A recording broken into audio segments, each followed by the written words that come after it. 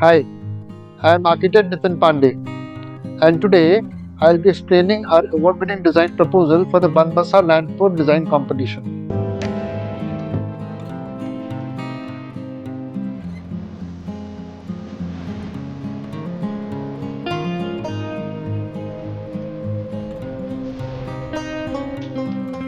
While conceptualizing the Landport building, we focus on identifying the common threads between India and Nepal.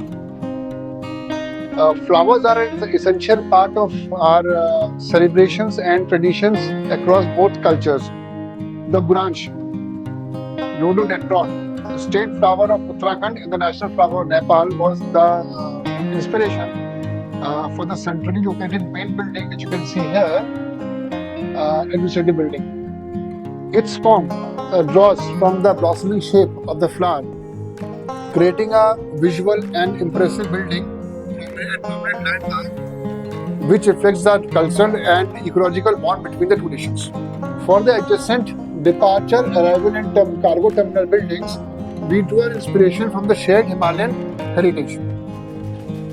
The sweeping green roofs which you see here echo the undulating soft curves of the Himalayan foothills.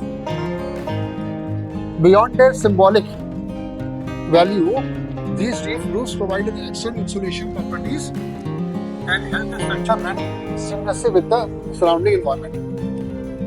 This fusion of architectural efficiency and natural symbolism creates a unique, sustainable, and memorable transnational welcome center. Now, we started with offsetting the entry back from the approach road, giving a buffer space here and breathing space and creating a clear in and out for the cargo, passenger, and private vehicles, while simultaneously creating a clear linear axis that organizes the entire site, fountain, landscape, and terminal buildings into a very coherent, efficient, and visibly balanced master plan. This central axis organizes the entire landport layout, creating a visual controlled corridor, enhance security visibility, and integrates microclimate cooling through a linear water feature here. Bang perpendicular to this linear axis, we have placed a main building like this, spreading it horizontally to provide scale, as the footprint of the building was very small. So we have spread it in parts. Now from here is where all the entry happens, and from into Nepal, and from here all the entry from Nepal to India and out to India. So there is no cross traffic between any of the movement. Also in is also an out from here. So it's a complete no. There is no cross traffic in the entire layout. Cargo entries from here, they get themselves scanned here. This is a smart gate here. In case of no working hours or excess of waiting time or extra load, the type 250 container parking is provided here. They get the custom papers cleared here. Now from here they go, if they are allowed to enter, they go straight, get custom clearances here and go into Nepal. If they are not supposed to go into Nepal, they can come out from here and go exit from here. And if they need to be seized for something, they can be kept here. All the there are requirements of Landport Authority of India has been given here for this segment. Now, as per current treaty, public and private transport can come from Nepal directly to India or from India to Nepal. So any public bus or private transport wants to go to Nepal, they come here, get the paper scanned here. Smart gate is here, and then they enter into custom clearance and enter Nepal. If they need to be dropped, they can come here. This is a departure terminal, and then they can go out like this.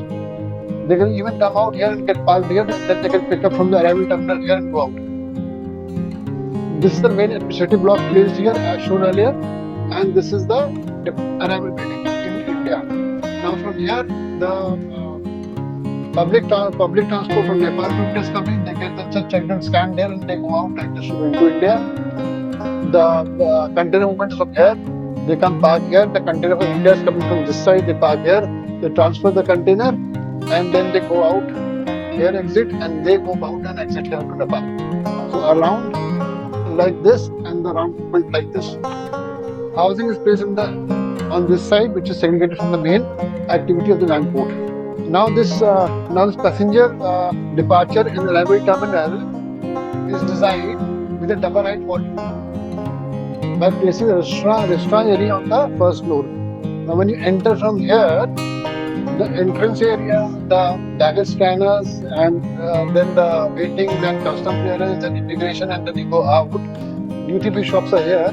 So what we have done is to give this. It's a very small footprint, 2,000 square meters of footprint area.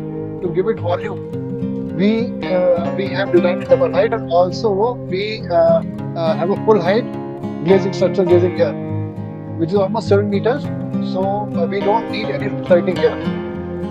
So this full height glazing strengthens the visual connection to the outside. The spacious vertical design also improves passenger comfort, but also reflects the identity of modern, efficient, and welcoming terminal. The parking area uses solar panel sheds that generates clean energy while providing shaded parking facing the south side. The other side is basically a green roof. Now the surface is of the surface you see is water permeable blocks which allow the rainwater to recharge the groundwater naturally, creating a environmentally friendly parking zone. Now for the entrance from Nepal to India, from India to Nepal, we have both designed this entrance gates as monumental, as you can see here, incorporating bold architectural abstract forms, which establish a striking sense of arrival.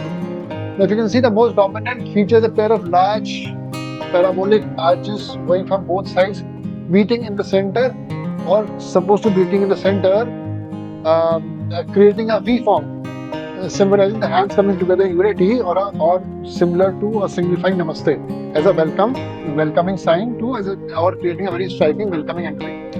Now, once we from the terminals entry and for the departure and arrival terminals, from the terminal to the main gate, the space we are calling it, we are using the symbolic cultural corridor, which highlights the prominent buildings or places of tourist interest.